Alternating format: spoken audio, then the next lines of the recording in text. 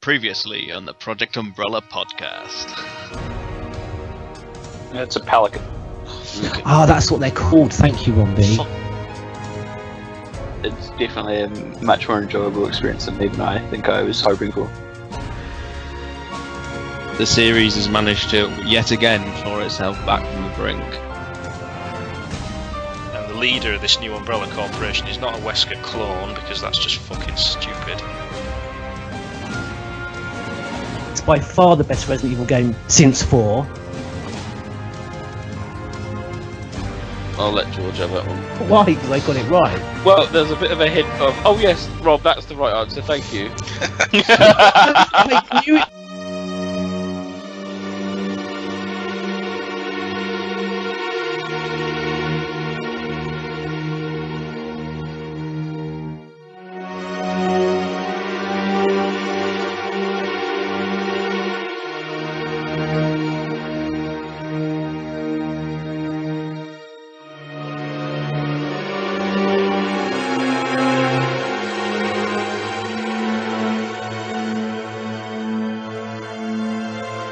Project Umbrella.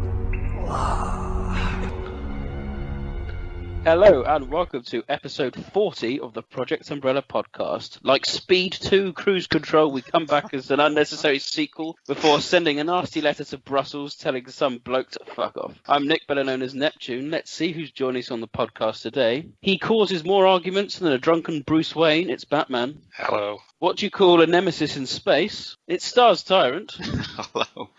Do you... He comes from a land where the number one horror is a mutated, ill-tempered sheep. It's Romby. Oh, that old joke. And finally, he's been drawn back to this series like a Ramona is drawn to a pro-Europe mark. It's Mr. Spencer. So on tonight's podcast, we are going to be discussing Resident Evil 7 again. We feel that we had a lot of positive and fairly neutral feedback, should we say, from our last podcast. We're perhaps being a bit over-generous. Now the dust has settled, let's re-examine RE7. Is there any negatives we want to pull up, or is it still that great game that we all, I think, universally praised in the last podcast? That's the main discussion for the evening. We're also going to be looking at Resident Evil Vendetta. The trailer dropped a couple of weeks ago, just as Resident Evil 7 was coming out, but we wanted to dedicate the last podcast entirely to that game, so we're going to be touching on a preview, if you like, for Vendetta before it actually gets released to the world. We'll also be finishing off with a haphazardly put together Biohazard quiz, so I'm expecting high marks from everyone in that one. So without further ado, we'll make a welcome return for the news.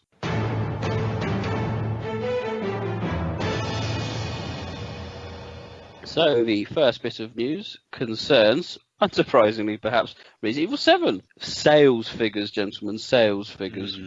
I've noticed on a lot of the forums, not just PUs, but Biohazard and others, there's been lots of talk about, has it done commercially well? We know 3 million copies have been shipped and development costs have been recouped. But this is poor comparatively to Biohazard 6, where 634,933 copies were sold. RE7 only sold 187,000 in the first week. So that's a huge difference. Where was that? That's in Japan. Nearly, 400,000 copies more were sold in Japan for RE6 in the first week. There's some context stuff you've got to put in. Obviously, platform adoption. Resident Evil 6 came quite later in the platform life than perhaps Resident Evil 7 is. Oh, so how many copies did it sell again? Or is 7? Just short of 200,000. In Japan for the first week. 3 million so far. Well, 3 million has been shipped. I think it's 3.5 million now. Is it 3.5 now? Okay. The target is 4 for the financial quarter, which finishes today, basically, as of recording. But the thing was, the target for Resident Evil 6 was 5 million? No, 6 million. But it had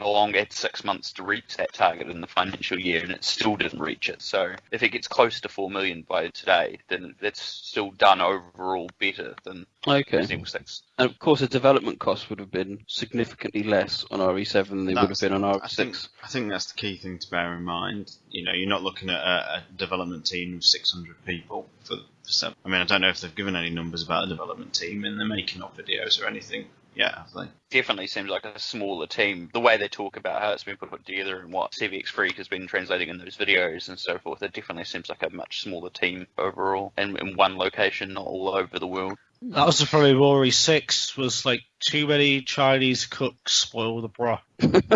I remember reading that it didn't include digital sales at the beginning, but is that now been updated to reflect that? I don't think they do incorporate digital That's sales just- yet, do they? Which is No, stupid. that's just, yeah, but the thing is, it's inconsistent because when it's a title that's a big release digitally, they usually end up like the remake in Zero Ports, for example, because a big bulk of the sales were digital. They end up like including those quite early on. It's weird. They're very inconsistent, and as I said on Biohazard, it's one of those things that they do it. They'll bump numbers and put out these press releases purely because it looks good for the bottom line or for the shareholders and so forth. They're always going to put a positive spin on anything, no matter what it is. Because I would have thought there would have been perhaps proportionately more digital downloads of RE7 than there would be of RE6. The technology is improving for downloads as each generation comes on.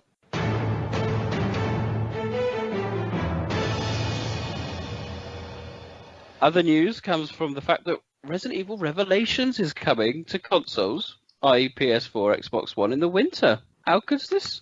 I'm quite pleased about that. So it should mean that everyone should be able to play pretty much all the main core games on the current gen. Pretty much, if the rumours of Code Veronica are true, then they'll be next. Yes, And that's then- recently been rated. And then you can assume Resident Evil 3 will be probably being remade with 2 as we speak. Here's my question. So Code Veronica is being updated again, I would imagine it's just going to be a straight port of the HD version that came out. and that's going on PS4 and Xbox One, right? Yep. PC? I hope it's going on PC. I really do. I would say so. I wonder if they'll implement a new control system to get rid of the tank controls like they did with Remake and Zero. Possibly. If it's a straight port of the last one, probably not. But if it isn't, if they do spend a little bit of time on it, maybe, who knows? This rating system, this was reported, was it in Australia? Germany, I think it was. Oh, was it Germany? Yeah. So? Oh, okay. Sorry, I don't know where I saw Australia from. And then, of course, I suppose minus Outbreak is the only I mean, potential... Chronicles games. Yeah, well, that's always a port too. I could easily see them doing because it's already been ported in HD to. Quite a good the last VR generation. experience as well, doing that. Yeah, Yes. maybe that's what they'll do. They're delaying it a little bit instead of just rushing out.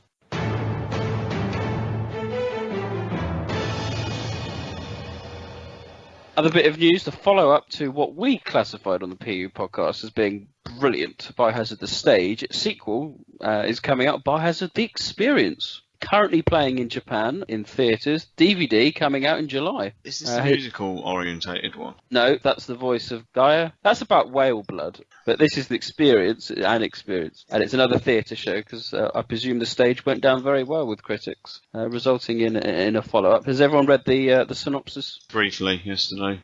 Mr. Spencer, are you aware of this new show coming in Japan? No, but I'm certainly interested. I don't know the synopsis about it just yet. 13 strangers awaken in a strange mansion with no idea who they are or why they're there. One of them gets bitten by a zombie and a desperate fight for survival ensues. As they rely on each other, distrust soon spreads throughout the group as they work to unlock the mystery behind their situation. So it's Saw with Resident Evil, basically. It sounds very self-contained. It's Saw 2 with Resident Evil, yeah. It sounds like a good premise for a stage play, though, because I was honestly surprised at how action-packed the first one was. Yes. But didn't they promise in this one it's not going to be as action-packed? Isn't that part of the synopsis that I read? But I think that's a good thing. I wonder if they do link it at all with the stage. As far as I'm aware, I think it's completely unrelated. It has Rachel in it again, but I don't think she plays Sophie Home, Damn. the BSA woman. Need more Sophie. Oh yeah, that is coming out on DVD. So hopefully we can expect a rip either on YouTube with a nice translation, which we all got to watch last time. Fingers crossed with that one. So we will definitely look forward to that.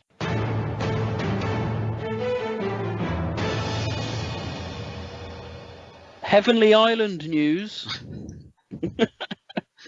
Oh yeah. Heavenly Island is now complete and a fan translation is available.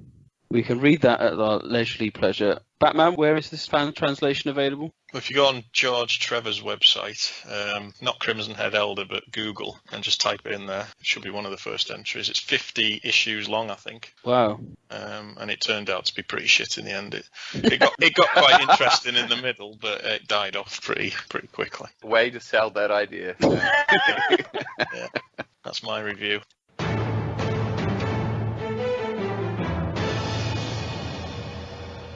Well, that concludes the news. No site news, so we'll go straight into our sub-discussion, which we're going to be looking at Resident Evil Vendetta, a preview.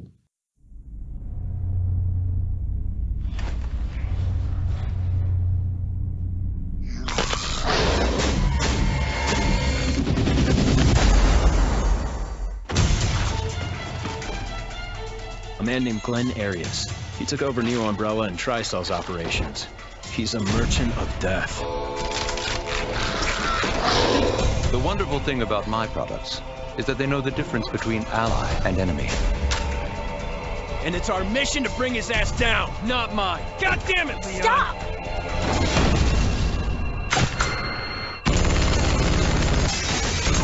Rebecca!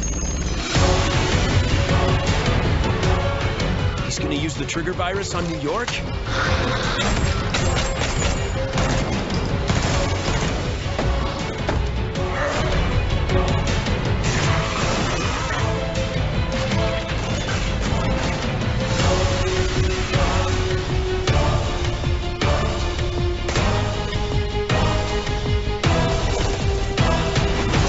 Our time starts now.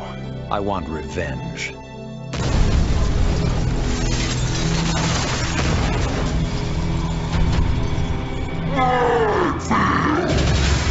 Biohazard Vendetta.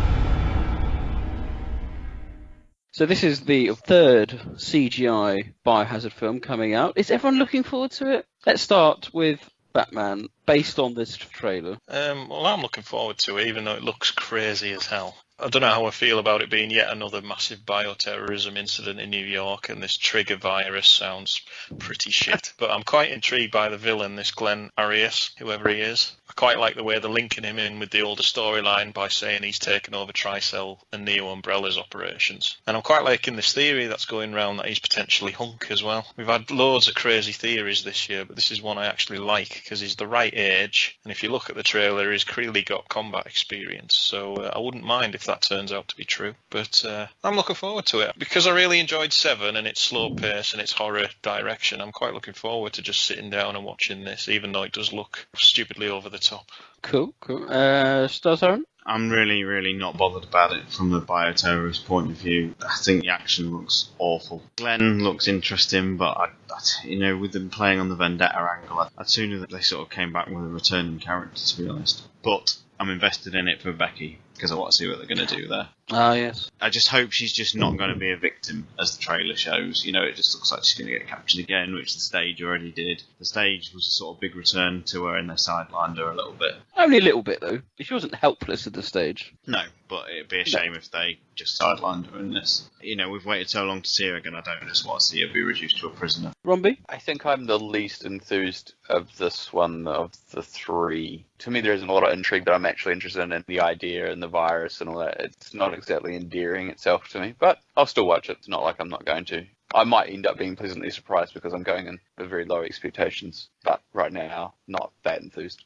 Not that enthused. It is worth saying as well, we have had confirmation that Roger Craig Smith is no longer Chris Redfield. Oh. That's surprising going along with the look that they've made him look like. It's weird. I'm sure we'll briefly touch on that. Mr. Spencer, are you looking forward to this film? Originally, I was of the opinion that it's just, whatever kind of deal, until I heard Batman mention, wouldn't it be cool if it was Hunk? And I thought, actually, that's really awesome. They could do like some kind of thing, like an MGS2, where he says like, I'm Shalashaska, also called, and then you do like a sort of a flashback to Ori 2, and it's like Hunk, or whatever, sort of thing. So, it could be Hunk, yeah, how the idea of it being Hunk, but I'm also thinking, would he really give a shit about taking over a company and continuing all that shit? He was a grunt, I don't think he really would have done that. He's just a grunt, like Nikolai. Would it be fair to say you're intrigued?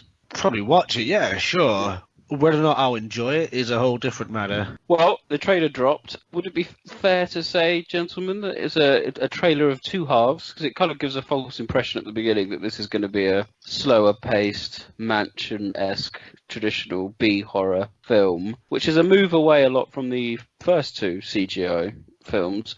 But then it all does go a bit John Woo on us. Yeah, the imagery for the mansion and that looks good. I think the IGN released a little making of segment last week, and the producers said it was like a homage to the first game, partly because they decided to bring Rebecca back after all this time. And I think, like you said, unfortunately, this mansion bit will probably be the first sort of 10 minutes of the film, and then it'll just explode into mindless action for the rest of it.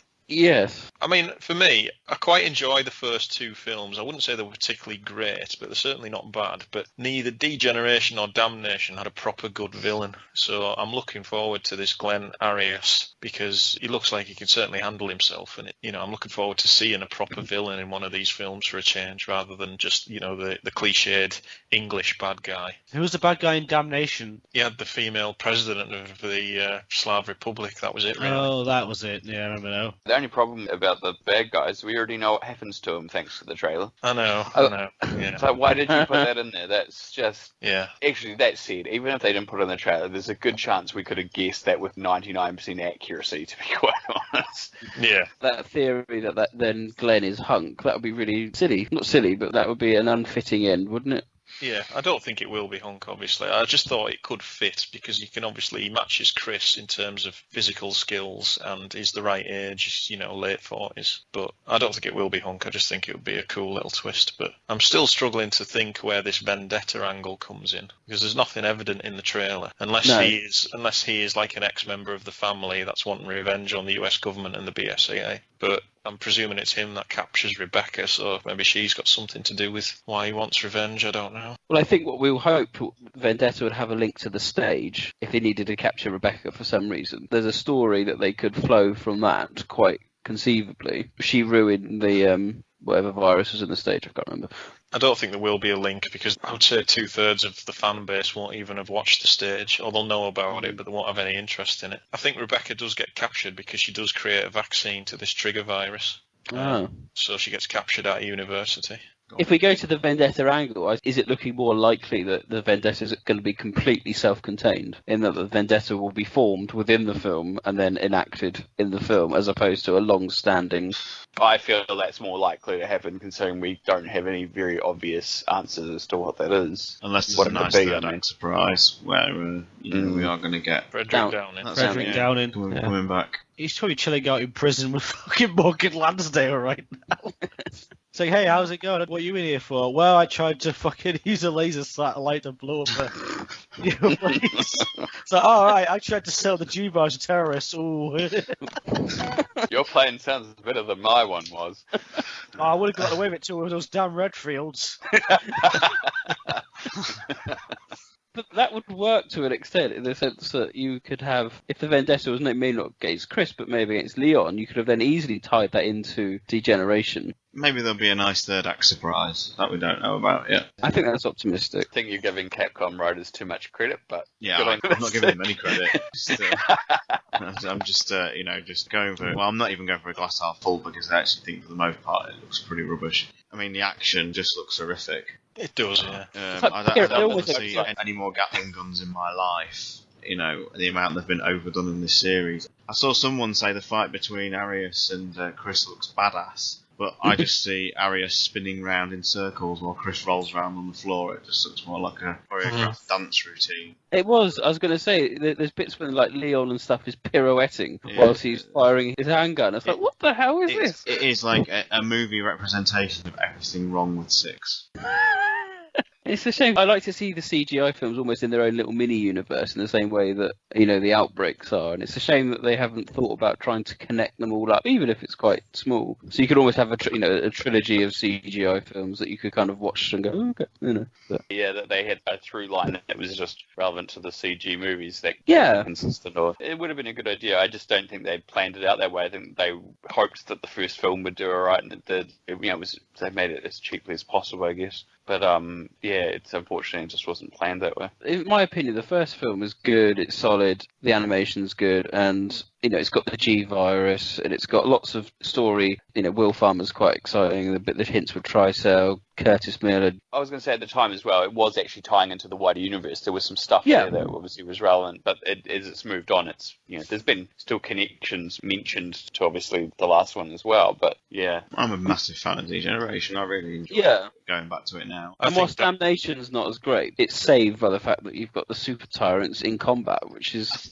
awesome. Yeah, I think that Damnation's got a really solid third act, which I think saves the film for me, because although the action's ridiculous and Leon's invincible, it kind of feels like a love letter to the fans in a way, to finally give us, like, Tyrants Unleashed. That's when it survives so much impact being thrown around, hitting stuff. Yeah, I forgot about that. I saw the tyrant fight Damnation. I just thought, why are we not making this? That's badass. That would solve every war we've ever fought right there. Just put those on the battlefield. The problem with Damnation is, though, it's pointless. It's probably the most pointless title in the entire series because it adds absolutely nothing to the story, and nothing whatsoever. It is very standalone now. Yeah. And it's a complete waste of Ada's character because they were limited in what they could do with her because she was going to be in RE6. Yeah, they didn't link it well because it still can't be Simmons at the end, can it? And it even still says, according to Newsbot on the website, it still says that she's a BSA agent in that on the official Damnation website. Yeah, well, people have been using that for this Chris thing with RE7 in that it's a similar thing, it's just a fake ID and whatnot. But, for Vendetta as well, I'm looking forward to seeing how Chris and Leon interact because there's clearly still a bit of tension there after RE6. Hopefully that'll build on the promise of 6's original campaign a little more. Yeah. And the trigger virus, God knows what that is. They've just clearly thought of that on the back of a cereal packet, haven't they? They thought, shit, what can we do now? We need another virus. They looked at Tumblr and thought, let's make a virus based on the user base of Tumblr. We've got the trigger virus. I think one angle of it I'm interested in seeing is the fact that you don't get many titles in the series set in a real-world environment. So the fact that this is actually set in New York is going to be quite interesting. And people have been talking about that's Chris's hometown. Yeah. Yeah, but I don't think that'll come into play. I don't think that's relevant. No? I don't see why it would be. What year is this game set in? We still don't know, but it's obviously after Resident Evil 6 and probably before Resident Evil 7. What, 2014? Yeah, something like that. 15, 16, yeah, something like that. Maybe it'll bridge the gap between 6 and 7, who knows? Resident Evil 7 hasn't happened yet, though, has it? Well, presumably not, but we don't have a solid time frame of where this is going to be. But the CG movies usually bridge the gap, don't they, between the numbered titles. The zombies look quite good. I thought from what if you pause it, the kind of CGI of the zombies look quite creepy, quite kind of in your face kind of things, which look quite exciting. Well, they move pretty fast, so I'm wondering if the trigger virus is a new variant of the C virus, because that big thing that carries the Gatling gun looks pretty much like the Ustenak as well. I thought it looked more like Big Man Magini, Gatling gun Magini, right towards the end of 5. Maybe, yeah. Maybe they've just exaggerated him because, it's a CG film like they did with the Tyrants. But Glenn Arias says that the trigger virus, it helps, there's a greater emphasis on control because he says the people who are infected with his virus know the difference between enemy and friend, and you can see the zombies aren't attacking him when he's walking through the woods. Yes, well, this is my hope because that kind of theme is prevalent in Damnation with the lickers. So I wonder. Let's have a zombie jammer in there. Let's get as many Umbrella Corps references. Don't you dare! don't you dare! Don't you dare! So let's get as many. Glenn does have a fucking zombie jammer. Well, that's another theory. It's the saying he could be part of this new Umbrella Corporation if there is going to be any link to 7. Yeah, I suppose he'd. Yeah. Is anyone going to go and see it? Because it's opening for one day, isn't it? Worldwide in cinemas. I think that's just America. I don't think it's worldwide. Oh, right. I like theories. This is good. This is us in our optimistic mode, saying as many connections as possible. The fact that they've already mentioned in trailer Neo Umbrella and Tricell, that's a good thing. Although I still wish Tricell was still around, if I was being honest. Well, I'm wondering if he's a member of the family because he obviously has connections to be able to take over Tricell's research and Neo Umbrella's research as well. Do you think this is the opportunity that they've been waiting for to get rid of the family because they've realised it's shit? Potentially. Maybe this is a way to close off the lingering storyline from Resident Evil 6. Yes. Yeah. Let's hope so. So we do see someone turn into a tyrant, which looks to be in super mode, and then yell out the word Redfield. We can all assume this is probably Glenn? Yeah. Definitely. There's a dead giveaway if you know where to look. Oh, is there? Oh, okay. I mean, I don't know whether you want to keep this on, but he has the same scar above his left eye, is it? Yes. Yeah. You had a pretty good chance of guessing that was going to happen anyway. You can see the exact moment when he turns into a tyrant monster. It's not like they haven't followed this same worn path before. I know, they really don't like keeping villains around now, do they? Well, the prison's getting pretty full. It might be this Wesker clone we're on the verge of getting. Fucking hell, we went there. Going back to the trigger virus and the kind of super tyrant, it did look to be quite a T-virus based tyrant. It seems to be a T-virus E. So I wonder, I know your theory is perhaps the trigger virus is a C-virus product. I wonder if it may be a T virus variant as opposed to a C virus variant. Just because of that reaction, he looked quite similar to the Tyrant R from the Outbreak series, except with the head kind of in his heart. Yeah, no, very possible. Which is good. I like Tyrants. I think Tyrants are the best thing in the series, and the more they... Yeah, I think it's alright, sure. It's all right. The more they're really good weapons. Why are we not They funding this? Because you saw Damnation. Get a couple of those on the field. ISIS ain't going to fuck with us if we put one of those on the ground. I'll tell you that now.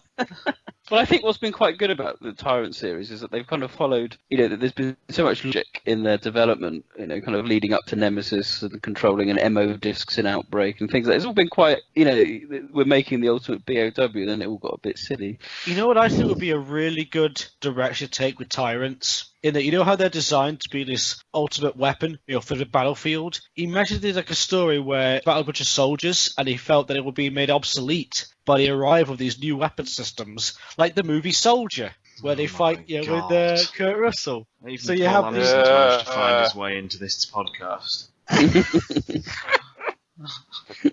We just have Kurt Russell play this guy who's like, I'm a US Army guy, but they brought these fucking tyrant fuckers in that are just way better than my troops.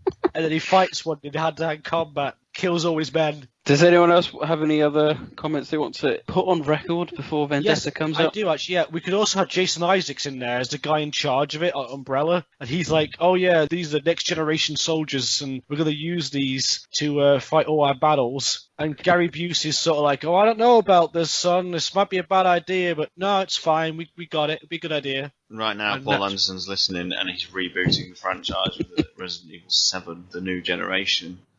Resident Evil 7, Soldier. Has anyone seen it, the last film? I started watching a copy and I switched it off after 7 minutes. Wow. My flatmate wanted to go see it, so a bunch of us, was about 4 or 5 of us, went to go see it. I would definitely say it's probably one of the worst, if not the worst, in the series. He's retconned his own movie mythology. Yeah, he has. Yeah, the whole thing gets rejigged, and then they set up from the last movie is completely ignored. It completely changes. Like, Wesker is now a good guy, and then Alice gets her powers back. Oh, actually, no, wait. It was a setup, and Alice didn't get her powers back. You know what I like? The fact that when they started out, they were like, hey, let's get Jason Isaacs on board because he's a good actor. Oh shit, we can't afford him. Don't worry, just get Ian Glenn, he'll cover for him. He works for cheaper. Ian Glenn's a legend. Yeah, Ian Glenn's a superb actor. What's he doing in this? Well, he probably has to himself that, to be fair, yeah. The money. Game of Thrones, he's been Sorry, the other part of the movie I'm going to talk about, I've never seen a movie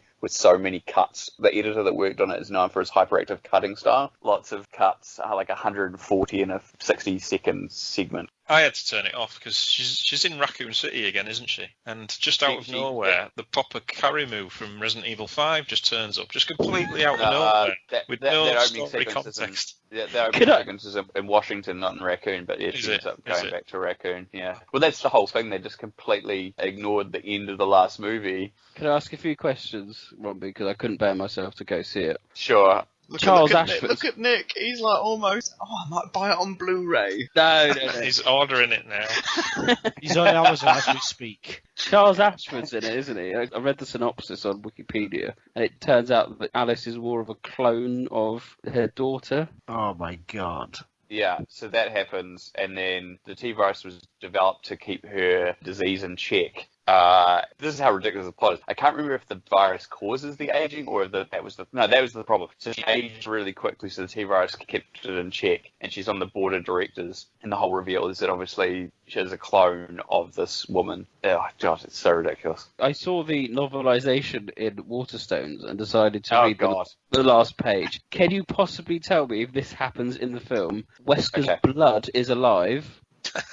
No. Okay. The way the movie ends is she heads to New York on a bike and implies that actually this event may not actually be entirely over, even though it's called the final chapter, setting up the potential of something else, which is fucking horrible. It's a terrible way to end the movie. But she seemingly sacrifices herself because the antidote for stopping the zombies is in her blood, and then she also somehow gets the memories of the original Alice back some weird way. It doesn't make any sense. Why is that not surprising, really? Wesker gets killed like a punk. Let's just put it away. He gets crushed by a door. In the novelization on.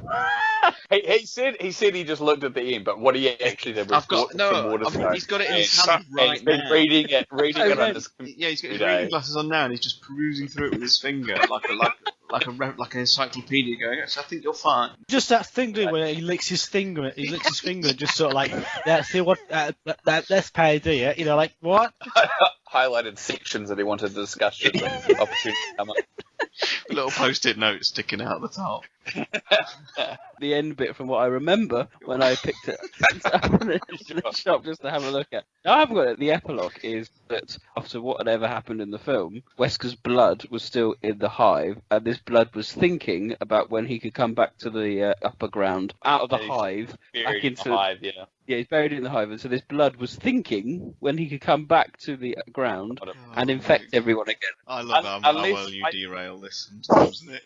I was going to say, I didn't stick around to see if there was anything after the credits, so maybe there's a scene I didn't see. Imagine, right, it was in the movie, and this pool of blood is going around thinking, but it's DC Douglas's voice, and he's like, I wonder what I should have for breakfast. That's like, from that thing. The worrying thing is, Nick, you sound genuinely intrigued by this. You sound more interested in this than you do in Vendetta.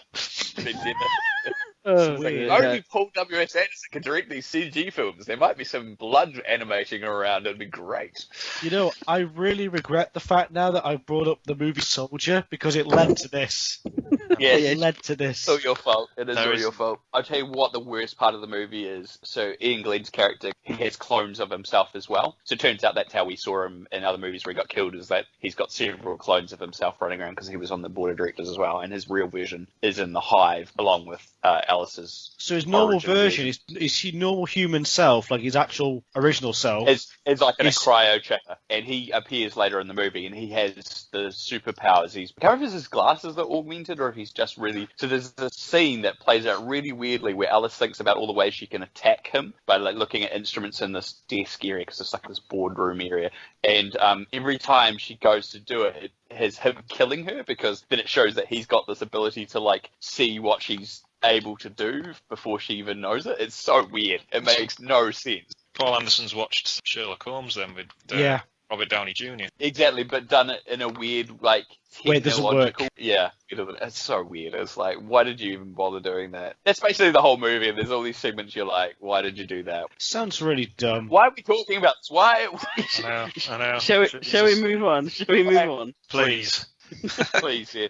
So we now move on to our main discussion. It's the post-mortem discussion of Resident Evil 7. Ethan?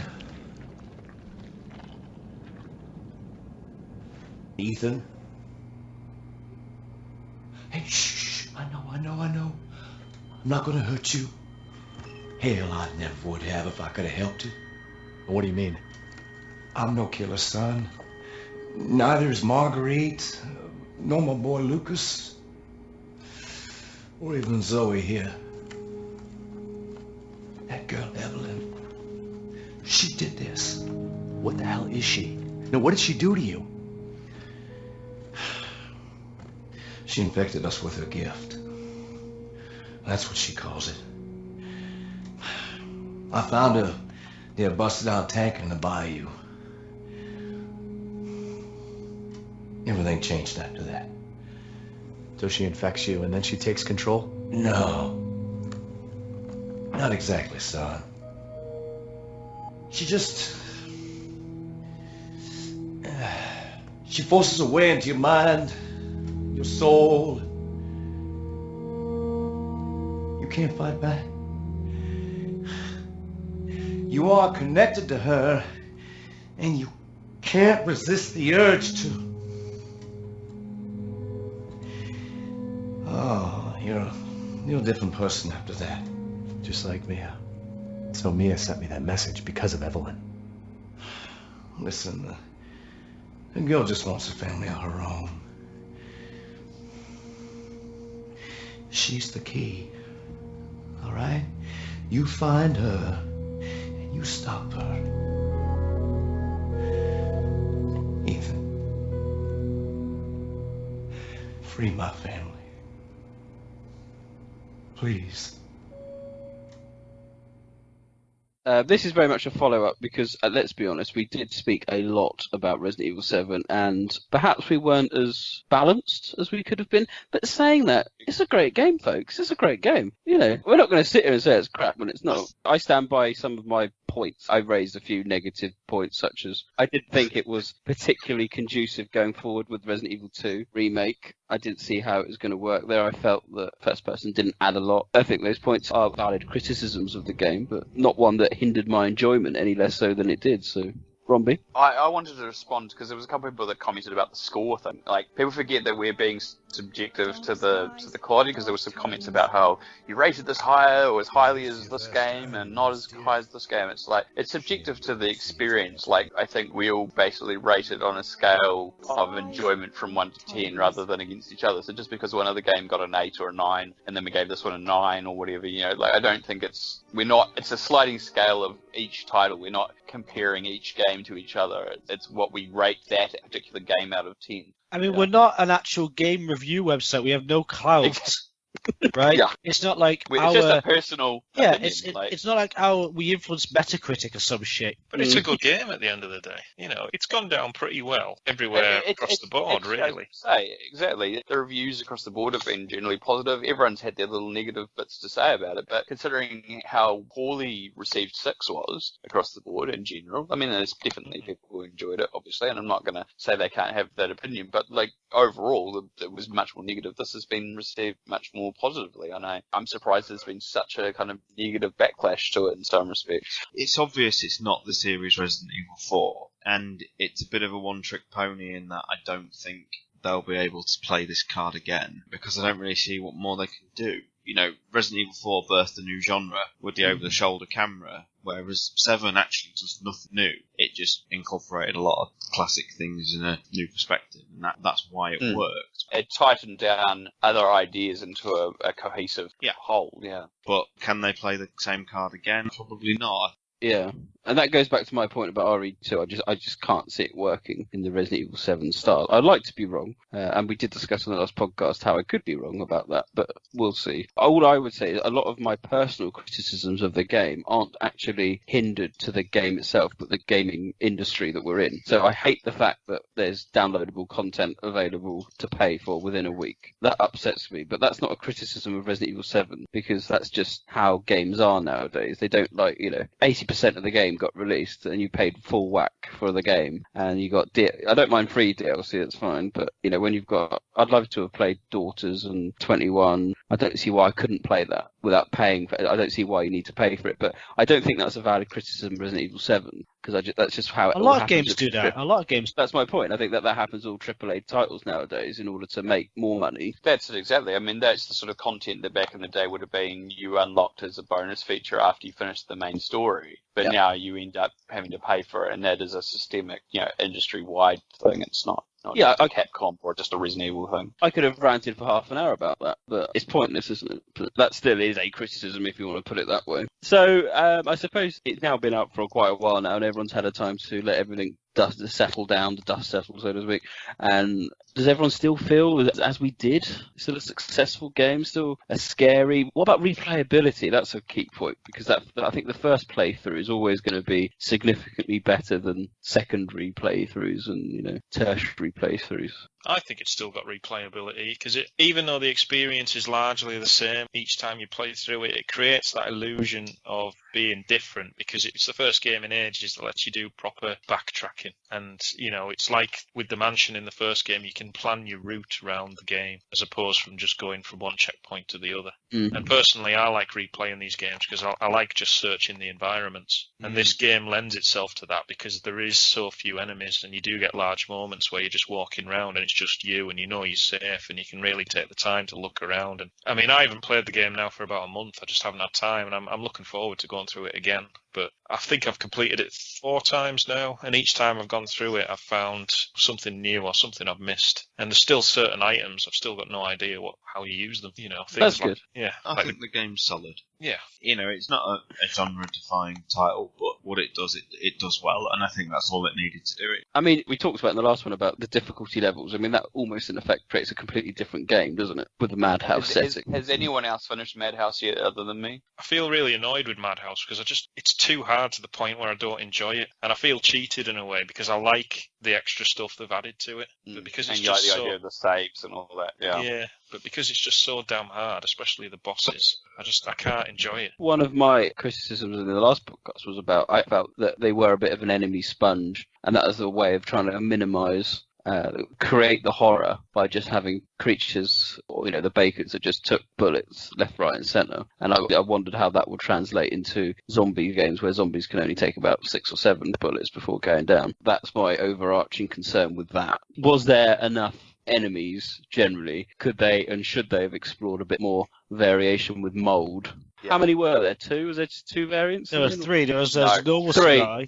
There was a liquor dudes, and then there was the fat guys, and then the ones with the tyrant claw arm thing on them, which is basically a derivative of the first type. I'm very similar to the Revelations ooze. Yes, Ooze, yeah. I was going to say, I definitely think there should have been more variants, but for what it is, I mean, you know how to deal. I mean, I guess the balance is how you learn how to deal with them with the resources that you have. So if they constantly being throwing different versions at you. And again, I feel like maybe that's a response to 6, where there was just so many enemy types all the time that maybe they felt like they wanted to simplify that a bit as well. And they were limited, really, in terms of the story, because the story was based around a singular bioweapon rather than a traditional viral outbreak. It was limited, really, in terms of what creatures they could use. Like, I think we said last time, you could have introduced a new creature for the ship, but that wouldn't have worked because of the story and the circumstances around why they were on that ship in the first place.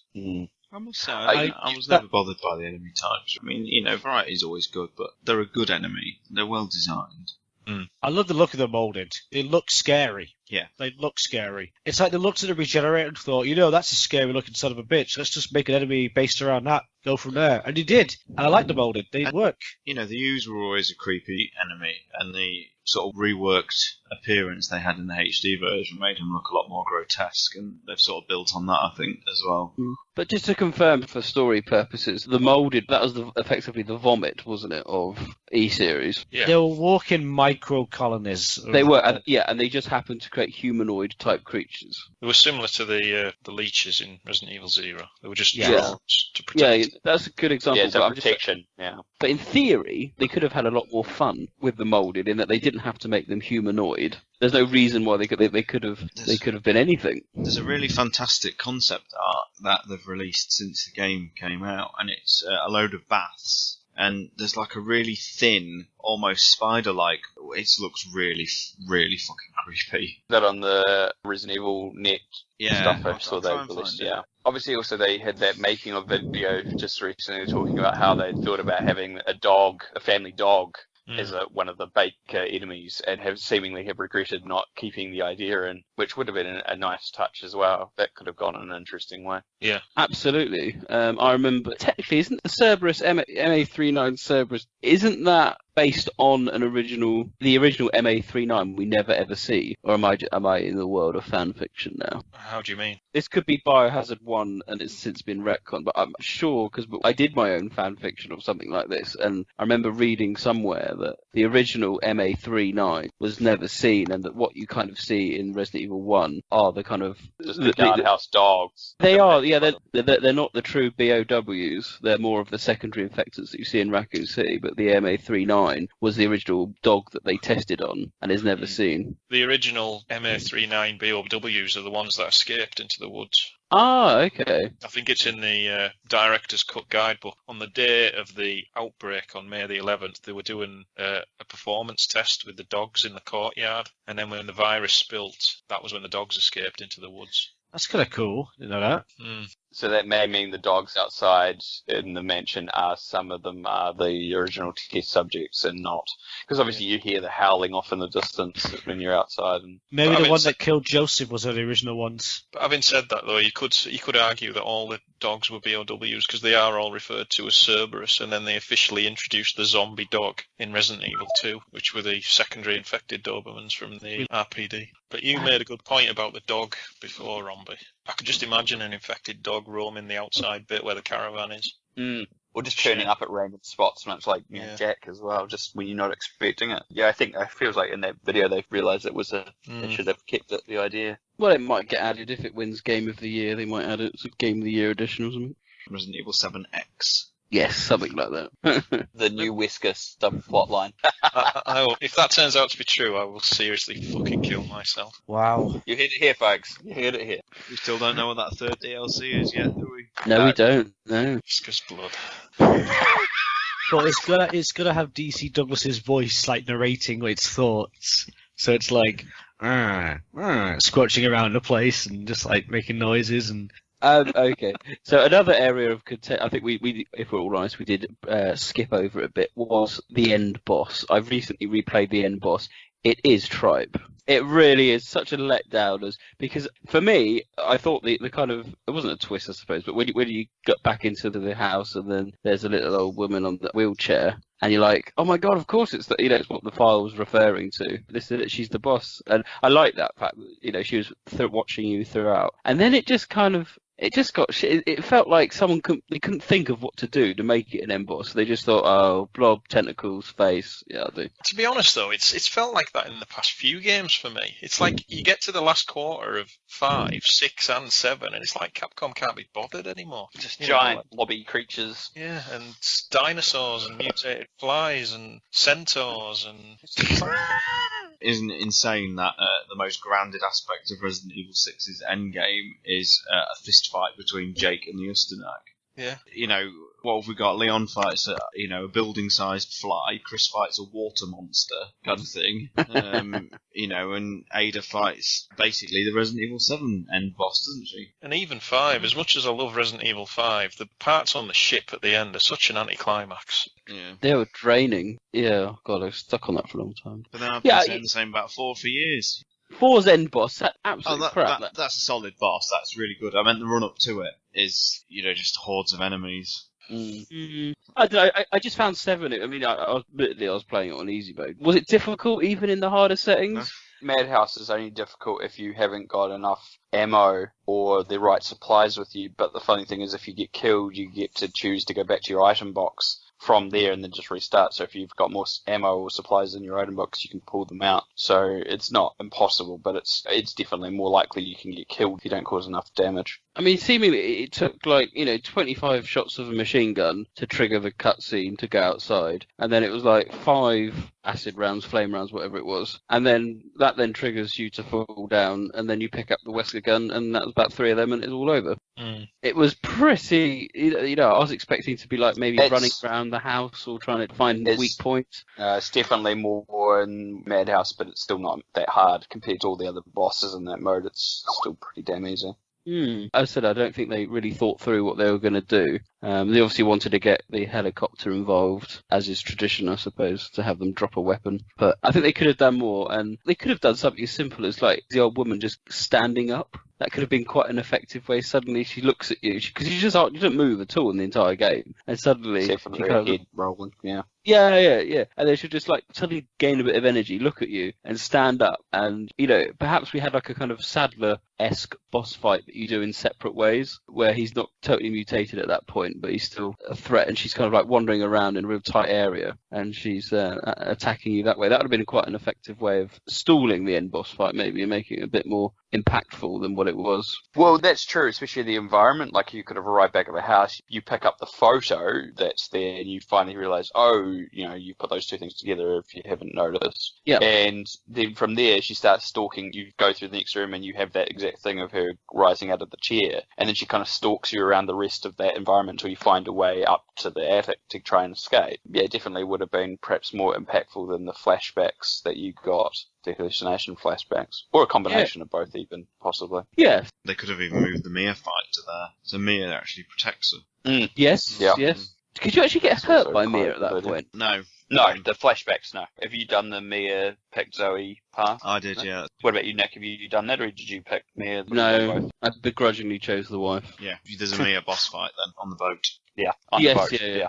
Zoe doesn't make it anyway, does she? No. I'm not in agreement with... Not that I don't understand what people have been saying, but I'm not in full agreement of the fact that people say, because she turned up in the collective, that you see with the normal Jack that she's dead, because we don't see Marguerite either. And I kind of get the feeling that that's still a collective mind. Like, it doesn't mean that they're possibly, just because they're there, they're dead. They're just part of the entrapment in Evelyn's environment. I don't think it proves it or disproves it either way. I think it's really hard to tell. I've seen one theory that actually is like a flashback kind of thing. Yes. To when he's first taken to the house. The first time I played it, I thought it was a flashback, but if you rewatch it, it doesn't make sense, because if it was a flashback, he's talking about things that you haven't done yet, and people you haven't met. Like what? Talking about the family, he talks about Lucas, he talks about, before you've met them, so it doesn't work.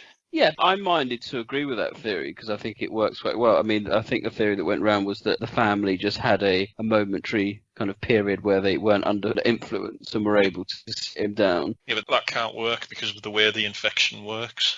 Yeah, I'm more likely to think it's like a limbo place where their true consciousness have been put while Eve kind of controls the rest of their mindset and functions and so forth. It's like a mental prison, essentially, which is why I'm not convinced entirely that she's dead. Like, it could be that it's like this weird kind of place where they go when they die, but then again, why isn't Marguerite not in the scene, even just standing there in the corner or something? That's kind of missing. I think what they did with Zoe was a shame. She was a really intriguing character for me, and I really liked it when she was around. And, she was such a mystery through beginning hour and everything like that. To just have her so underused in the game was such a shame. Well, maybe we'll get a proper resolution to her in Not a Hero, because if she is still alive, there's a good chance Redfield could run into her. I like your use of the word. It's Redfield, it's not Chris. I can't believe I'm gonna say it now. I can't believe last time I was like, Capcom should just leave it alone and not address it until the DLC comes out. And that very bloody day, it was. It's worth saying that, actually. Yeah. I think you were jinxing it as you were saying it. I thought you were jinxing it. I said it because I knew they were going to do it. I think I was saying they shouldn't. It just so happened to be that day. It's just the unfortunate part. I knew they were going to do it eventually. Yeah. So, what do we think then, despite the announcement? Is it still a bluff? To be honest, I can't see how can Capcom, not only do they have to explain Chris, but they have to explain where this new Umbrella Corporation has come from.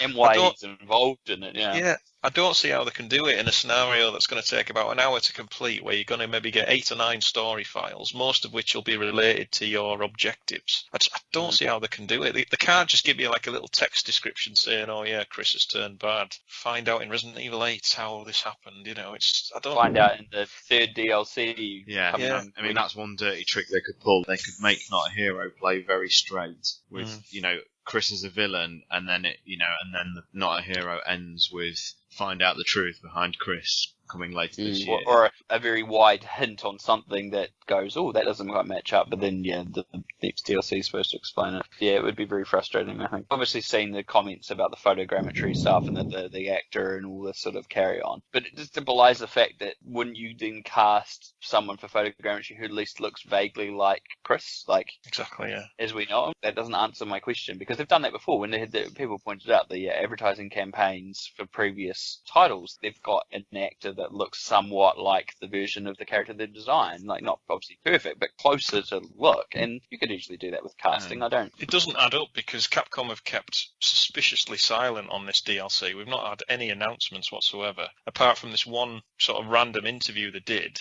where they briefly explained why Chris looks the way he did. And I can't understand why they would do that, because all it's achieved is kill all the debate across all the forums. Yes. Yeah, I'm just wondering if that's yet another bluff, because the concept art in the inside report book for Chris's character, he doesn't look anything like Chris in the concept art, and this is allegedly before they tried importing, his RE5 and 6 character model into the new engine. So, which implies again that Chris is not supposed to be Chris, it's someone else. So there's definitely something weird going on. Let's hope so.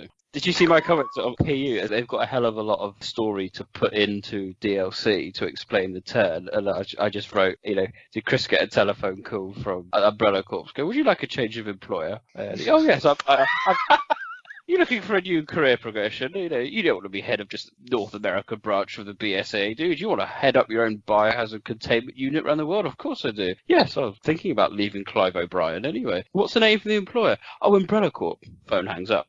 it's a huge amount of story to tell, as you said. And, even if he did want to leave the BSAA, why would he work for a company, even if Umbrella are good guys in this, right? Why would he want to work for a company called Umbrella that has a Wesker gun? They're making a big thing of that as well, aren't they? That's one of the big things in the promotion. Why is he using a weapon of his old enemy? As it's pointed out too, people have been pointing out in Biohazard, is just like, obviously, the release of information that's timed to the DLC, and obviously with the gun coming out shortly, the DLC is probably due in the next month or so. They've made such an effort as well to craft a story that's completely unrelated to the previous characters. They've made a big deal about saying, don't get excited about previous characters because this story isn't about them. And if this does turn out to be Chris, it's going to completely undermine, overshadow the whole plot of the game. But my thoughts on that, though, comes back to the way Resident Evil 4 was handled and how the backlash was like, well, this is very little related to the old games and the Fallout Umbrella and blah, blah, blah. And so they ended up obviously crafting those stories around characters to tie that back in. It feels like this may have been a response to try and head that off before it even happened, if that ends up being the case. I think RE4 is a bit different because at least in RE4 you were playing as one of the main characters from the classic series, and you had Ada and you had talk of Wesker in it. So there's always original story beats. If you were playing Resident Evil 7 for the first time, the only hint of previous stories occurs in the last 5 minutes, really, with Umbrella and Chris. That is the only connection, unless you're going with the fact that Ethan W. is... No. No, and this HCF thing, and then everyone was going on about us being excited about seeing HCF, and it's like, well, it's because it's a really obscure reference. Put it in the scheme of things. If it's big enough to put it out in a file and date it with 2000, which puts it in the right time frame, that's a big reference. People don't seem to quite realise that. That's so kind of minute and obscure that that's quite a really nice little nod. I suppose that the irony of Chris using that weapon is that, I suppose that Wesker went around creating BOWs, now he's using a weapon of Wesker to kill BOWs. I think that's where that angle's going to go for. I think that's what Resolve's going to be. It's like this weapon's been labelled as a bioweapon killer as a response to the bioterrorism outbreaks that Wesker was involved in. I think that's totally exactly what they're going to say it is. The thing is, though, in the grand scheme of Biohazard, is Wesker a big player? Well, he is, because they struggle to replace him, haven't they? They've struggled to find a successor for him. So they keep going back to him. But I'm talking about in terms of the actual universe. Yes, because it wasn't just the company. It was the information and stuff that he passed and the players he played off against each other and so forth. I mean, a lot of this is backstory and a lot of this isn't stuff that we've seen. But because of that realization that he was important, they've constantly kind of found, and I don't want to use the word retcon because it's not true. It's just finding more reasons when they craft a new story to tie his existence into the background or his motives or his actions. Yeah, Dark Side Chronicles, I suppose, is an example, isn't it? There's only really 3 or 4 stories in the entire series where he isn't in the background in some capacity. And even the ones that aren't blatantly implied at the time, they've later gone back and said, well, he actually was, or this such and such circumstances was. Like Resident Evil 2 is a great example. Like, if you played the game, there's no real connection whatsoever, and yet we've, later stories that told us that he was relatively involved in the background of, like, most of what was going on. I mean, even this game, that HCF reference alone confirms that Wesker probably knew about the E-Series project. I'm just thinking compared to other terrorists, let's just call him a terrorist. He hasn't. All he's caused is just a minor little, outbreak in the middle of Africa. Every other thing that has happened that he's been somewhat involved still implies his involvement. So some other actor involved in the situation, but he supplied the information or the virus, or someone connected to him did that because they double-crossed or triple-crossed someone, then he's still implicitly involved. Because that virus wouldn't be in the hands of such and such without his involvement, or that information wouldn't be involved, without his involvement. This is a lot, and as I said, I don't want to use the word retcon because it's not a correct statement. They've just expanded his role wherever they can possibly do it because they knew he was a solid villain. And they probably have regretted killing him off, but at the same time, I think we've argued that it needed to be done as well, which is why cloning in multiples is quite patently ridiculous, but also potentially scarily believable because they really want to bring him back. That's the only option they've got left. I don't necessarily have a problem with the Wesker clone thing. I just don't think there's a lot of evidence at the moment to suggest that it's around. I agree with it as well, but I worry that they are considering it, and I don't think it's a good idea either. I think what they need to do is figure out how to make a good villain that equals or betters the Wesker, that is consistent, rather than having these one-off villains that they constantly just end up replacing. Just don't kill him off. I mean, Don't turn them into a monster and kill them off every time there's a new game. Simmons had great potential, and why on earth they did with Alex Wesker what they end up doing, I'll never ever understand that. And you could have had Alex Wesker and Derek Simmons teaming up together. That'd have been fantastic. Or later on double crossing each other over something as well. Having both of them in the background, bit of consistency. Well, we could always talk about that one very frequently. So, just one last thing on Not a Hero. I do hope it does resolve Zoe's story. Like you say, it tells us what ultimately happens to her, and maybe it'll explain why her infection seems to be different to the others. Maybe there'll be a twist in that, Lucas was in contact with the organisation that created Eveline. Maybe Zoe was in contact with Redfield and Umbrella Corps, maybe. And that's how they got there, led them to, that was part of their escape plan. Do you know, I had a belief what might happen. Throughout RE7, you kind of get these videotapes / flashbacks / whatever you want to call them. Do you think that they might do something similar with RE2? In particular, I'm talking about Fourth Survivor, i.e. you come across the dead body of one of the USS, you pick it up, and you look at a videotape recording of what happened, and then you kind of go into just the Fourth Survivor bit in first person. That might be quite exciting, because by virtue of the fact that you've got a submachine gun, it kind of lends itself to a bit more action-orientated than the rest of the RE2 game, which will be a lot more, classic RE style. I think they could change that into whatever they want. But I think that would mess around with the pacing, though. As it is, that whole thing with I'm trying to remember the name. What's the DLC? Bedroom. That obviously could have been part of the game, but it would have messed with the pacing in the main game quite severely as a puzzle. It's a great element, and it's a great DLC as a concept, but if that had been in the game again, like pacing, and it might be the same with that sort of segment in Resident Evil 2. But it could be, again, you unlock it as a bonus mode and then put it in first person, act as if it was a camera mount on their helmet that they, it would make sense. They can make it a proper length game, because always issue with Fourth Survivor is that it never shows the important bits. I want to see them actually storm a fully operational Umbrella lab, and and then it's a good opportunity to do. Yeah, it is a good opportunity to do the whole thing properly and see Birkin's demise from a perspective.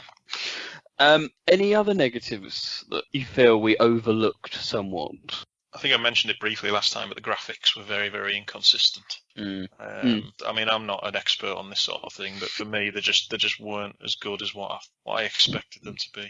Especially for a first-person game where you could really get up close to the environments and look at them. It was quite disappointing in a lot of areas. Yeah, for this focus on photogrammetry and stuff, the sample texture work that they've actually put in is not exactly the highest quality. And I think a lot of people, obviously, was always going to get those connotations and comparisons to PT, but you look at the texture work that was done in that by comparison. And that team that worked on PT was very, very small too, by comparison. And the quality of work that they put into what was such a small, it was one repetitive area more or less with a bunch of texture variants, but still for a short time, considering that obviously Capcom's spending all this money on taking lots of photo samples and doing all this stuff with the actors and trying to create what they consider a photoreal environment, there is a severe lack in some of the texture work. Yeah, I'd agree with that. They couldn't get hair right. It's all very clumpy. Mia's model was weird at times. Teeth didn't look quite right. There was an article on Kotaku about the perfect teeth. Every character had perfect teeth.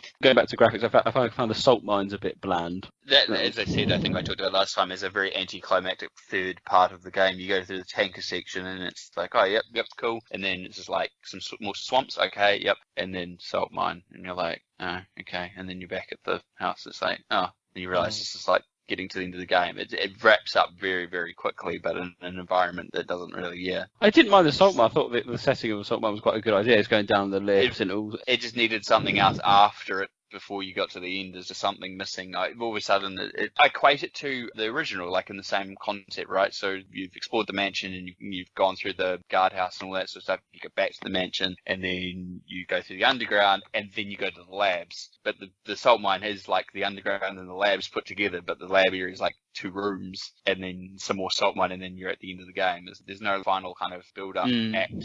It just salt mines and then end boss. Yeah, I think that was the weakest part, but I think it's made up for the ship. I thought was extremely well laid out and quite believable, and the graphics there were very good, especially when you had the flashback sequences and when all the molded took over the side of the walls. I found the ship was genuinely quite creepy. When you got to the save room on like one of the floors, does that. It's like, yeah, I don't want to go out. I'm quite happy here.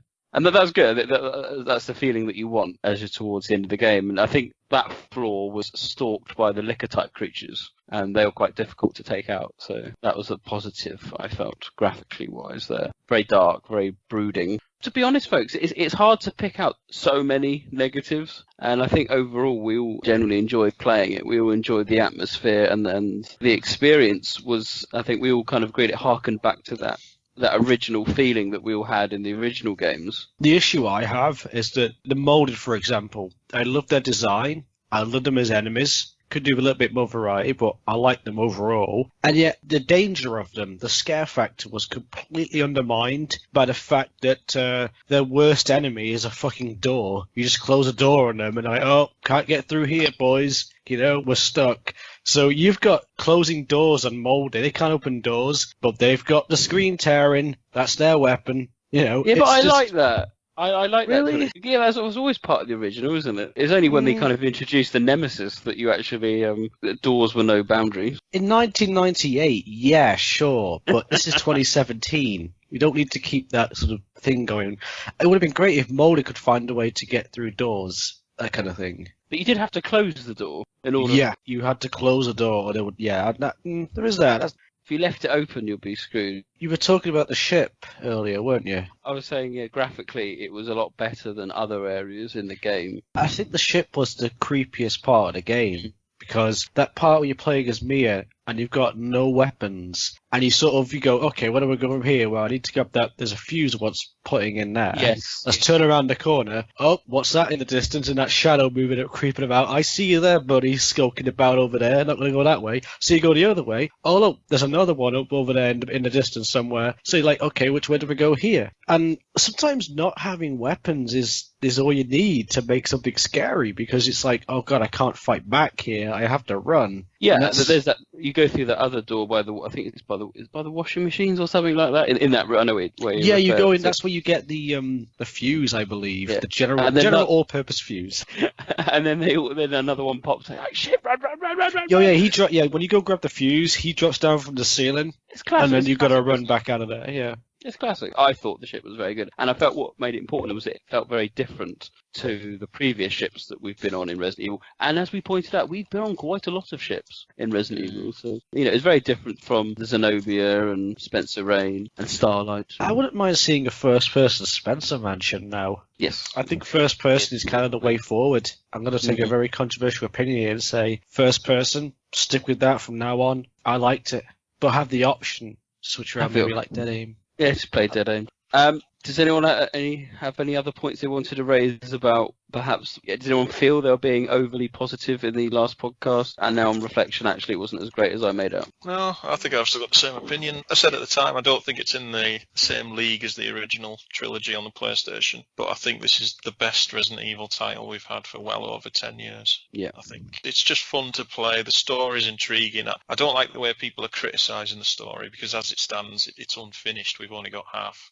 We only know half of what's going on. Well, that's really the only criticism you could weigh it. It's like, well, it feels like an unfinished story. Well, yes, fair enough. Yeah. But we've said before, that's the culture of modern gaming rather than a fault of this title in particular. It's just a fun game to play, and I don't think you can criticise it for being first person, because RE4 pioneered the over-shoulder camera, which was, it's been copied so many times since. I don't think you can blame RE for giving first person a shot. I still maintain my score of last time, which was an 8. I'm happy to stick with that. I think by comparison to you guys, like a lot of you haven't obviously finished Madhouse and you need the opportunity to replay it. I think I've finished everything I can in the main story, and I haven't finished playing all the DLC, and that's definitely where my focus. I probably won't replay the main game anytime soon, but that's not because I didn't enjoy replaying it several times over when I was playing it earlier. I just think I've done my dash with it. But it's not that there's a lack of replayability, but I definitely think it's probably one of the weaker parts of the game overall. It's interesting because my opinion hasn't changed in the sense that when Ori 6 came out,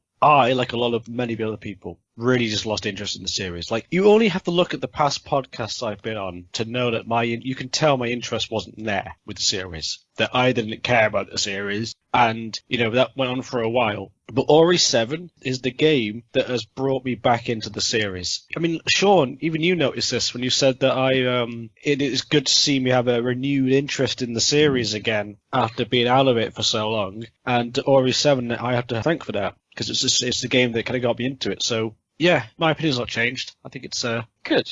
Well, you've heard what we've had to say about the podcast. What about our listeners? Now, we apologise, and a caveat did go out on the last podcast. We did have some call-ins where we did promise to get back to them when we came to part 2. So let's take a listen. The first call-in comes from Wesker versus Chris. Hi guys, this is Mike from the forums, aka Wesker versus Chris.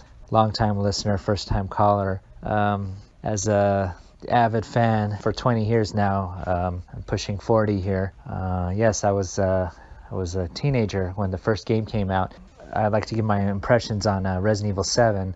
I have to say, just if you want some backstory, what I feel about the other games quickly, I believe the first 3 are masterpieces, and the remake is the greatest game of all time. So going off that, I'll have to say that I felt this was pretty damn good, pretty damn up there. Disappointments, I like to start with those first, is that I wish there was more enemy variety, but I know I'm beating a dead horse here. I'm sure you guys and I know many others have said this over and over, but yeah, that would have helped. The second half of the game is definitely a letdown compared to the first half. Having said that, most of the games are actually, when I think about the franchise as a whole, that seems to be true for the most part. But the puzzles were just god-awful easy, I don't know if this was more of a reintroduction, maybe, to garner in some new fans and, kind of make it easy, I guess, for them. And then maybe, the next game, amp it up, you got a new fan base, the old with the new, and amp up the difficulty and, throw in more monsters and make the puzzles crazy. And, maybe that's what it is, starting from scratch, not getting, maybe Capcom didn't want to clobber people, but I don't know. I never felt like I was too much in danger or anything. The game seemed fairly easy overall to me. I played it on normal difficulty setting, and never really ran out of ammo or anything. But I just wanted to say definitely loved it overall. Definitely up there. I would say, somewhere in the middle, somewhere in between with the whole series, the whole franchise. Definitely up there and on the right track. Story was pretty good too. Story was pretty solid. I really enjoyed that twist at the end when Evelyn, is the old lady all along, and she screams that nobody likes her. The whole world hates her, and yeah, that was really good. That ending was kind of a emotional high there, and the whole red herring at the end, or well, who knows what's going on there with Hunk or Chris or, and the colored logo of the Umbrella Corps. And yeah, can't wait for the Not a Hero DLC. But anyway, guys, keep up the good work. Overall, I'm happy with what Capcom did here. So yeah, hopefully, hopefully Not a Hero makes us all happy. That'll be great. At the time of this call, the second DLC expansion hasn't come out yet, but I did play the first one, and yeah, not bad. I mean, Bedroom was a little easy, but anyway, guys, keep up the great work, and see you later. Thanks.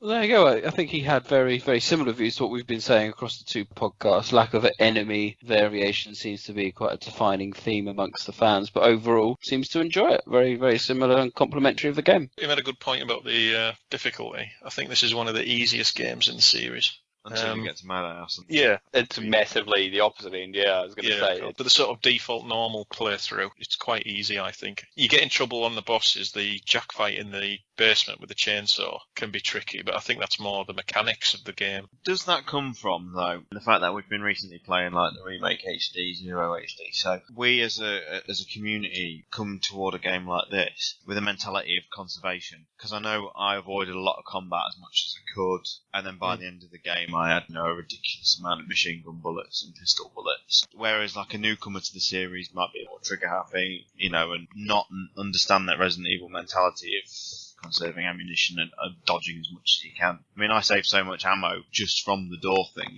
locking molded in certain areas, so I didn't have to worry about them. Whereas some people might go through it, literally taking out every single enemy. Yeah. Possible. I just wish they could find a better balance between these difficulty modes, because Madhouse is just ridiculously hard compared to normal. And I don't know if you remember when Revelations HD came out, what was the hard Inferno mode? And you got the extra things in there, like the wall blister enemy, and there was a few extra files and things, but it was just so bloody hard. You run out of ammo in the first 5 minutes in that game. Yeah. Whereas I challenge anyone, if you play Resident Evil 0 on its hard mode, that is a perfect balance. Of expanding the difficulty and not killing the enjoyment. Isn't it not surprising that the director of Revelations is the director of 7? Well, in yeah. that respect? Yeah. I was going to say the puzzle thing is definitely also a valid comment that perhaps we haven't really commented on. There isn't really puzzles. It's just like, here, move this object until it makes the right shadow vaguely correctly, and then push the button. And then as long as it's reasonably close, it'll work. I mean, it's nice that there's a couple of hidden ones, but it's not exactly like taxing. I remember when I got onto the ship and there's the optional painting puzzle. Where you've got to match the wall. Yeah. And I thought it was going to be way more complex than it actually was. I looked at it and went, oh, so they want me to match these to the other side. All right, cool. Did it straight away. Didn't make a single mistake first time. It's like, oh. It's still pretty silly because it's like, hey, I need to use the bathroom. You got the keys. Yeah, you just got to go into my secret puzzle room and arrange the paintings in a certain way, and then the safe won't look. I like the fact that I like how ridiculous it is in Daughters. Got it right this time. That Zoe can't escape from her own house. Yeah.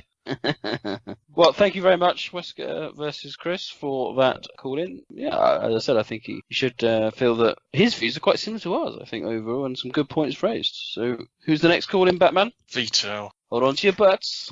Survival horror fans, rejoice. You got fed. You got fed good. I just can't believe Capcom actually managed to put a real survival horror title again. After all these years. I'm pretty sure I'm not the only one now that has more hopes for the Resident Evil 2 remake, right? They more than proved with this title that they can do horror again and do it justice. I'll be the first to admit that the change to first person truly worried me at first. But after playing the game and even getting the platinum on PlayStation 4, I can safely say that it was a very smart decision to make. The atmosphere truly benefits from this point of view. This was the first Resident Evil title that I truly felt scared by, even creeped out since the remake. I only played it with headphones and at night, and it does really expand the experience quite a bit. I can only imagine how it plays with VR. I wish it gets cheaper soon so I can play it. The gameplay is classic Resident Evil. Like examining items to get stuff, save rooms, the return of item boxes, and real puzzles. Although they are quite easy, it's all here. Did anyone else notice, by the way, the Resident Evil 3 sounds when using Lucas' keypad? So fucking good. Having said that, the game isn't perfect. It has a few downsides as well. To start off, the story simply is not complete. Some of the files are just rubbish, they're shit, and are really a step down from the files on 6 and Revelations 2. Ethan is just not a character. Not a character.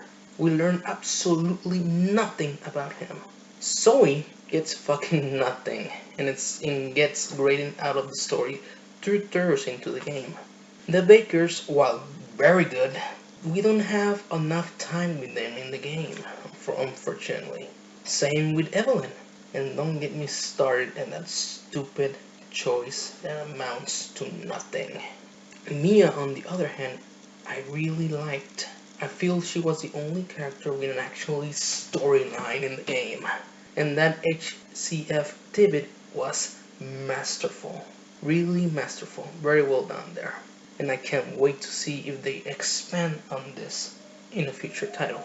I would have liked more enemy variety as well. Even Resident Evil 1 has more enemy types. The game does have, though, the best and scariest enemy design in the whole series. I'm pretty sure you can guess who am I talking about.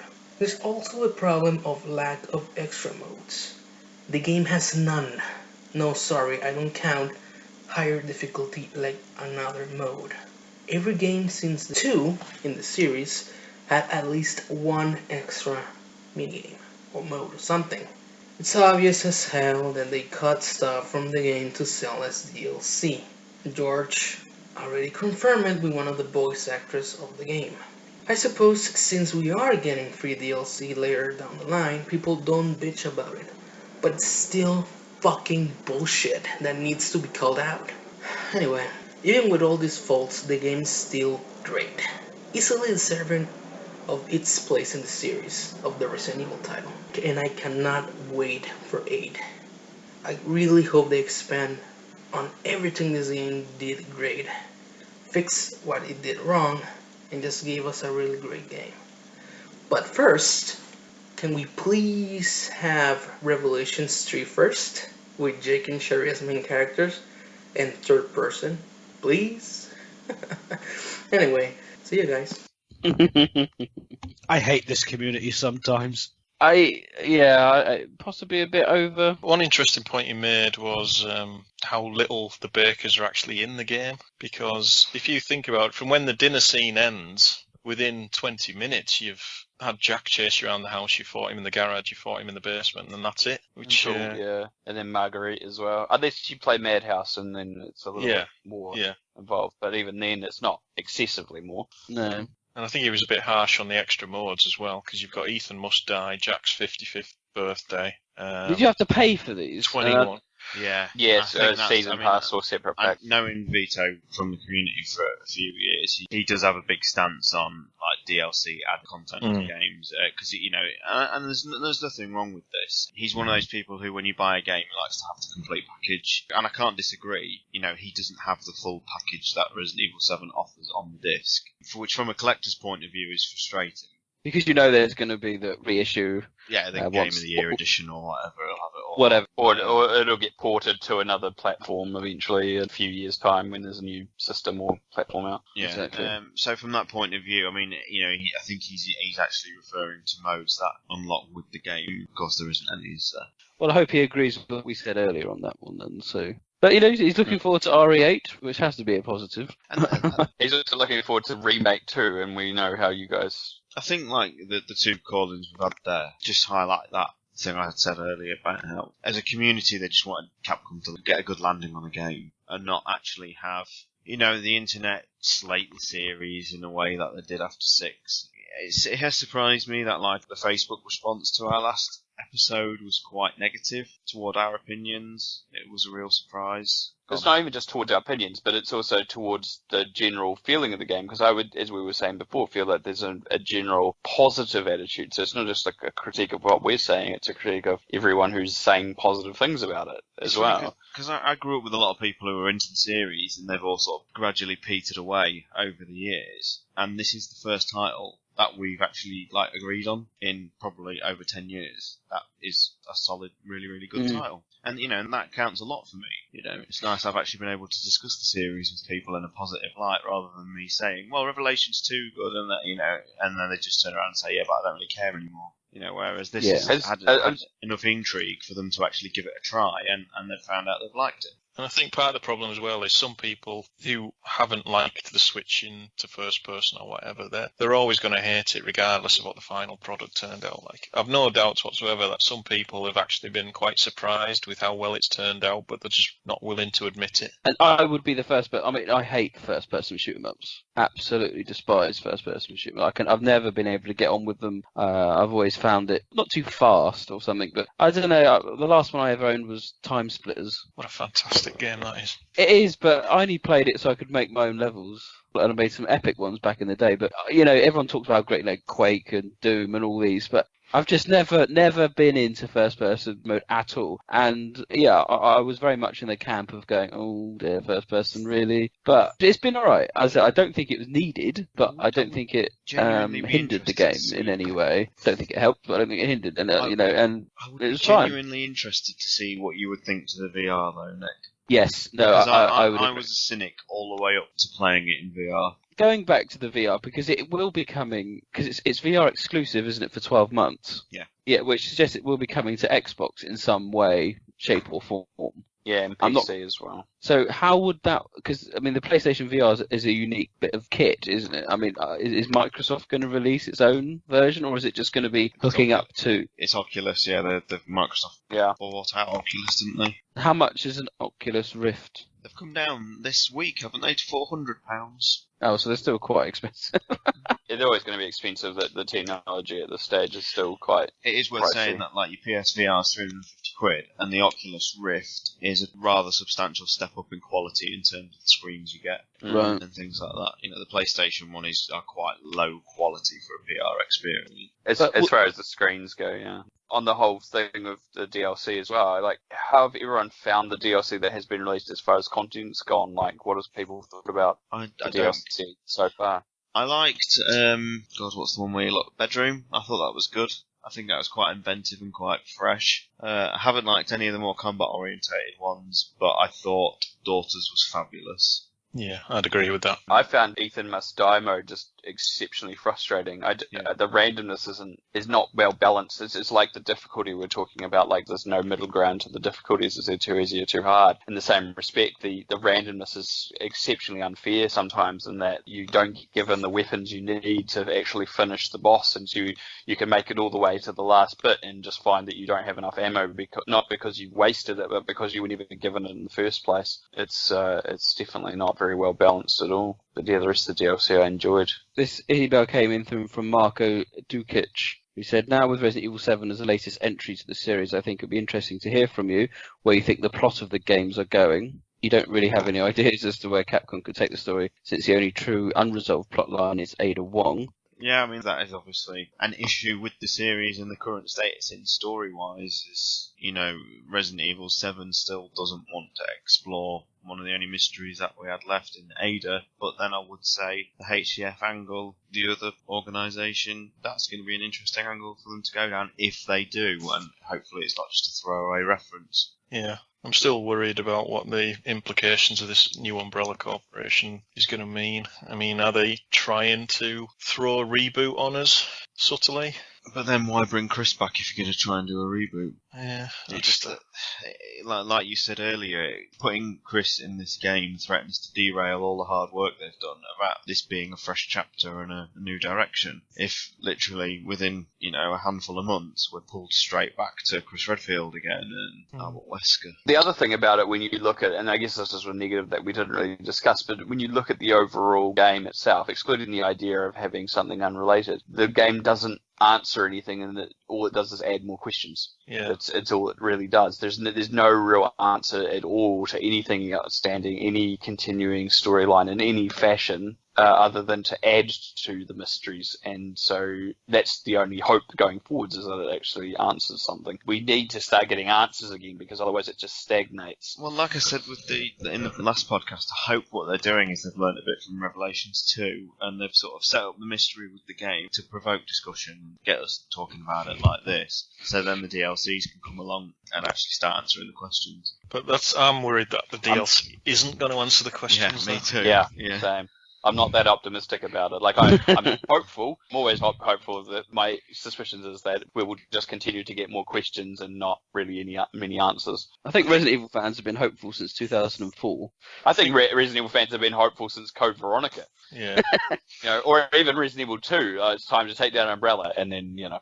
But I mean, really, the last time we had a game which sort of neatly tied up everything it set out to do was 5, wasn't it? I can't remember there being that many questions left over at the end of 5. I don't think there was really any, was there? The Alex and Wesker children thing, yeah, that was really it. And maybe a little bit about the background in regards to the companies that was going on that we knew existed but hadn't been fleshed out, essentially. But that was very vague in details and could have been easily explained too at the time. 6 was almost... Well, it was never marketed as such. I think we interpreted that it was going to sort of answer all the questions about Ada Wong, and then they hinted that the unlockable campaign was going to be Ada, and now we're finally going to get the background of the character, to literally get nothing. Yeah, it was all self-contained within the story itself, which is why, I don't have expectations that that's not going to be the same with this DLC, that it's going to maybe flesh out the details of the game as we know it, which is great, like, don't get me wrong, but it's not going to give us more answers about the overall standing in the franchise. I think we'll get a resolution to Lucas, won't we? And we'll get some more hints as to who created Eveline. And you'd have to say they're setting up this Umbrella Corporation to be a key player in future titles going forward. We might not even get a resolve to Lucas. He may escape. That's another potential option. Yeah, but you'd have to guess that the objective of the DLC is to find him and deal with him in some capacity. Yeah, and then does he turn into another creature or something? That's my other concern. Yeah. Right, well, we will look forward to that happening when that comes along. We may have DLC answers, we may not. Who knows? But with that, we'll now move on to this podcast edition of Neptune's Biohazard Quiz.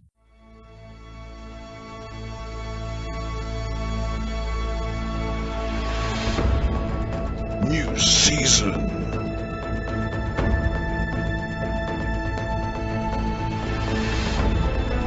New questions.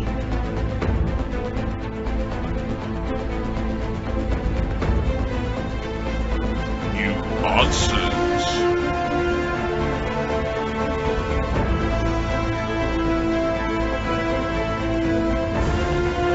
And probably new fuck-ups.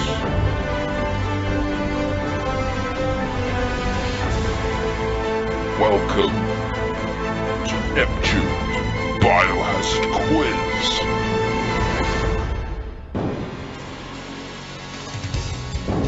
Batman.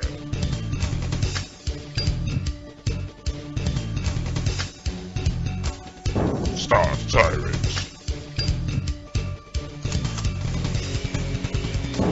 George Trevor.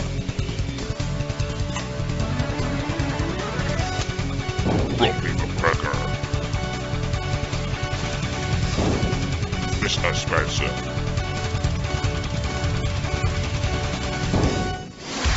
Neptune Biohazard Quiz. So welcome to Neptune's Biohazard Quiz. We have 5 very hastily put together questions. That's new. Well, that's just what's new.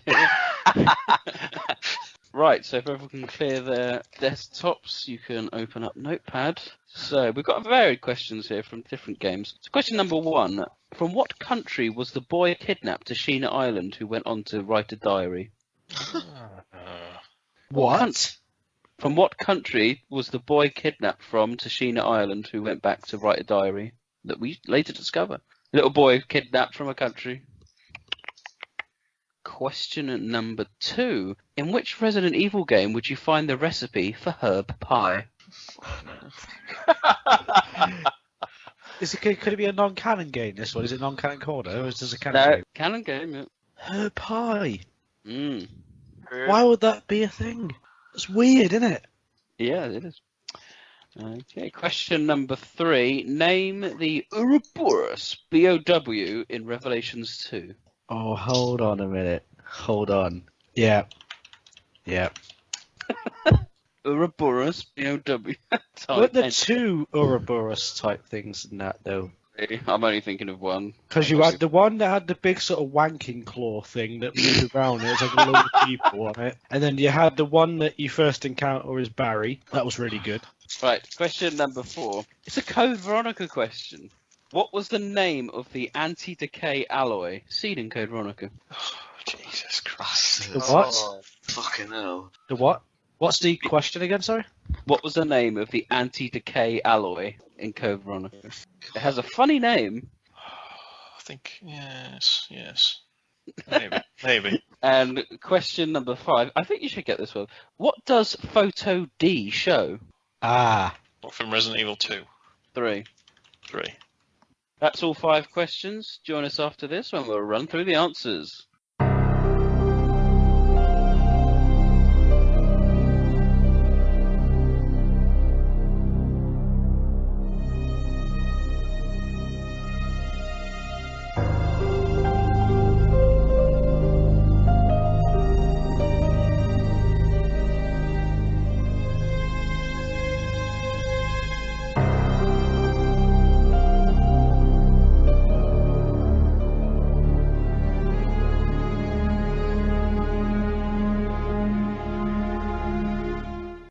Let's see how everyone's done. Quite an eclectic mix of questions, I thought. So, from question number 1 was, from which country does the little boy who gets kidnapped and moved to Sheena Island, what country did he come from? We'll start with Mr. Spencer. Well, I really didn't know this. I just thought somewhere in South America, maybe. So I went with Brazil was my guess. Brazil. I think it was Africa or Congo or something like that. I know it's something like that. Stars turn. I had no idea, so I just went Mexico. Batman. Yeah, I'll put Congo. Correct. So points there for Batman and Rumby is Congo. You almost said Robin. He almost said Batman and Robin. Right there. He almost said it. I guarantee you. He stopped himself. He said Robin. Question number 2. In what game would you find the recipe for herb pie? Just a little clue. It's in a file. So, Batman, did you know this one? I think it's Outbreak File 2. Stars turn. I just went Outbreak. I didn't specify a file, if I'm honest. Okay, Romby.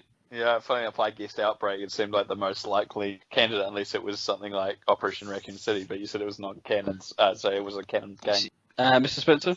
I went for... It's a ridiculous recipe, so I went for an equally ridiculous game, Survivor. Points to Batman. It is Outbreak File 2. Very good, very good. As a pie, it's like butter, cream, butter, milk, sugar, red herb, green herb, and other crap. Very simple. What scenario is that then? I think it's from Wild Things. I think you find it in the restaurant before you go in the zoo. But I can't understand why it's significant. I think it must be a clue to some sort of puzzle, but I can't remember off the top of my head. Yeah, puzzle to make a fucking herb pie. Very good, Bats. Well done. So question number 3 was name the Ouroboros BOW in Revelations 2.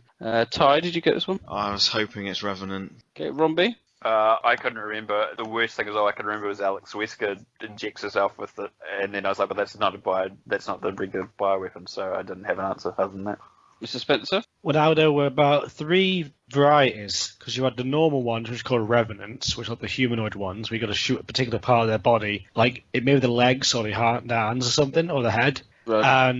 And they're basically created from failed T-Phobos subjects that are then repurposed, and they inject Ouroboros and they become revenants. See, I know my lore now. I've been playing this shit. So that's what those are. Those are revenants. There's also the wanking claw dude I told you about that you meet in the mines, and you fight 2 of those fuckers. I don't know if they've got another name or not, but I'm not sure. But I'll go with Revenant for now. Revenant. Batman? Yeah, Revenant. Yes, correct. Just the Revenant was all I was looking for. What are those good ones called then? I think they're called Durga or something similar. Yeah, Durga. Because they're Ouroboros too. Yeah. Were they? Yeah. I thought it was only Revenant. Yeah, should we look it up? It was like made of loads of corpses stitched together. Yeah. Oh, well, whatever. And don't forget, Neil Fisher as well was an Ouroboros-based creature. Based creature, yeah. Question number 4. But what was the name of the anti-decay alloy in Code Veronica? This is quite tricky. We'll save Bats because he said it. I could imagine twirling a moustache going. He went yes, no. So we're not sure. Mr. Spencer, did you know this one? Well, I'm in a mistake because I went TGO1 and that's the alloy stuff, not the anti-decay thing. So I fucked up there. But whatever, that's my answer. But it's still very good for saying TGO1. Could be right. Who knows? Romby. It has a code name, and I cannot remember. All I know is it starts with Al. That's all I can remember. It's a weird name. I remember the chemicals that use the Clement mixtures to use on it, but that's all I can remember. It's been way too long since I played that game. Way too long. Star? No idea. No. Batman? Is it Duploid? Very good. Very good. No, that's the fucking Lego block thing. No, it's Duplo, sorry. Diploid, Deploid, to however you want to pronounce it, yeah. Very good. Okay, so it wasn't listening.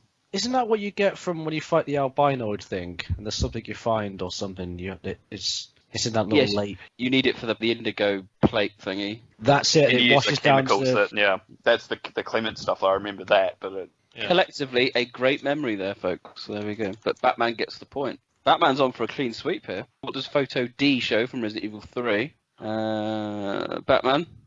You definitely mean Resident Evil 3 and not 2. I mean D, yeah. Bollocks. I can't remember with 3. I'm sure that's the Rebecca picture in Resident Evil 2, Photo D. But in 3, I'm not sure, so I'm going to have to guess it is the rail cannon. The photo of the rail cannon. Okay. Stars Torrent? I thought it was the SWAT team jumping out the back of the van. I think it's called The Police Are Advancing. Oh, yes. Romby? Yeah, I remember Photo D in 2 was Rebecca Chambers. 3. There's a photo of zombies. It might be that one. Mr. Spencer, well, at this rate, we've gone through I think it's the one Three out of where four. it's the picture of the zombie and it says a person turning into a zombie or something like that, and it's like a screenshot from the fucking intro. There's a picture of the clock tower as well, isn't there? Yeah. Three. That's not a numbered photo file, I think. Is it? No, I don't think the real canon one is either now that I think about it. What are you going for, Mr. Spencer? The one with the zombie, where it says a person turning into a zombie, it's like just a close-up of a zombie's face, and it's just a fucking screen cap from the main intro, the CG intro.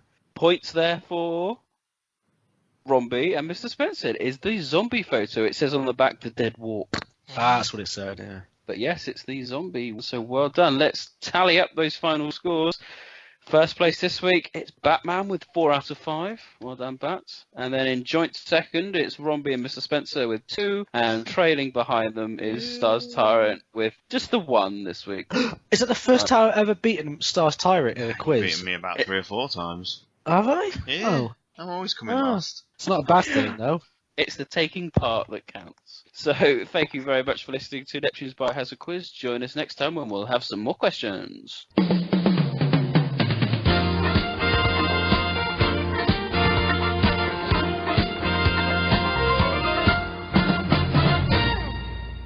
I hope everyone enjoyed the quiz and the podcast. This is very much the kind of follow-up to what we basically ran out of juice in doing in the last podcast, because we did record for quite a long time.